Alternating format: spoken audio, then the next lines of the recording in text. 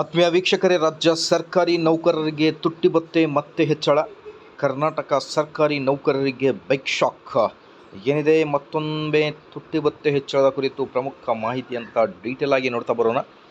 ಅದಕ್ಕಿಂತ ಮುಂಚೆ ನೀವು ಕೊಡುವ ಒಂದೇ ಒಂದು ಲೈಕ್ ನಮಗೆ ಸಪೋರ್ಟ್ ಆಗಿರುತ್ತೆ. ಹಾಗಾಗಿ ದಯಮಾಡಿ ವಿಡಿಯೋನ ಲೈಕ್ ಮಾಡಿ, ಅದರ ಜೊತೆಗೆ ನಮ್ಮ ಯೂಟ್ಯೂಬ್ ಚಾನಲನ್ನು ಕೂಡ ಸಬ್ಸ್ಕ್ರೈಬ್ ಮಾಡಿಕೊಳ್ಳಿ. ವೀಕ್ಷಕರೇ, ಕರ್ನಾಟಕ ರಾಜ್ಯದ ಸರ್ಕಾರಿ ನೌಕರರು, ನಿವೃತ್ತಿ ಮತ್ತು ನಿಗಮ ಮಂಡಳಿ ಸಿಬ್ಬಂದಿಗಳಿಗೆ ತುಟ್ಟಿ ಭತ್ಯೆ ಹೆಚ್ಚಳವು ಪ್ರಮುಖ ಆರ್ಥಿಕ ಸಹಾಯವಾಗಿದೆ. ಇತ್ತೀಚಿನ ವರ್ಷಗಳಲ್ಲಿ ಜೀವನ ವೆಚ್ಚ ಏರಿಕೆಗೆ ಅನುಗುಣವಾಗಿ ಡಿಎ ಪರಿಷ್ಕರಿಸಲಾಗುತ್ತಿದೆ.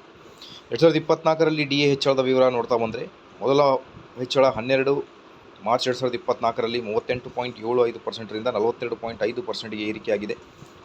ಎರಡನೇ ಹೆಚ್ಚಳ 27 ನವೆಂಬರ್ ಆಗಸ್ಟ್ 1ರಿಂದ ಪೂರ್ವನ್ವಯವಾಗುವಂತೆ.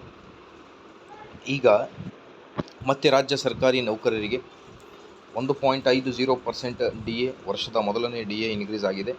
ಈಗ ಜುಲೈನಲ್ಲಿ ಮತ್ತೆ ಎರಡನೆಯ ಡಿಎ ಕುರಿತು ಭಾಳಷ್ಟು ಚರ್ಚೆಗಳು ಕೂಡ ನಡೀತಾ ಇವೆ. ಕೇಂದ್ರ ಸರ್ಕಾರಿ ನೌಕರರಿಗೆ ಇನ್ಕ್ರೀಸ್ ಆದ ಮೇಲೆ ನಿಯರ್ಲಿ 3% ಡಿಎ ಏರಿಕೆ ಆಗಬಹುದು ಅನ್ನೋದು ಒಂದು ಅಂದಾಜಿಸಲಾಗಿದೆ. ಹಾಗಾಗಿ ನಮ್ಮ ರಾಜ್ಯ ಸರ್ಕಾರಿ ನೌಕರರು ಕೂಡ ಜುಲೈನಿಂದ ಮತ್ತೊಂದು ಡಿಎ ಪೂರ್ವಾನ್ವಯವಾಗುವಂತೆ ಜಾರಿಯಾಗುತ್ತೆ. ಈಗ ನಿಮ್ಮ ಬೇಸಿಕ್ ಪೇ ಜೊತೆಗೆ ಈಗ ನ್ಯೂ ಡಿ ಎಯನ್ನು ಸೇರಿಸಿದಾಗ ಎಷ್ಟಾಗುತ್ತೆ ಅನ್ನೋದ್ರ ಬಗ್ಗೆ ಒಂದು ಡಿಫ್ರೆನ್ಸನ್ನು ಇಲ್ಲಿ ಒಂದು ಚಾರ್ಟ್ ಇದೆ, ಸ್ಕ್ರೀನ್ ಮೇಲೆ ಗಮನಿಸ್ತಿರ್ಬೋದು.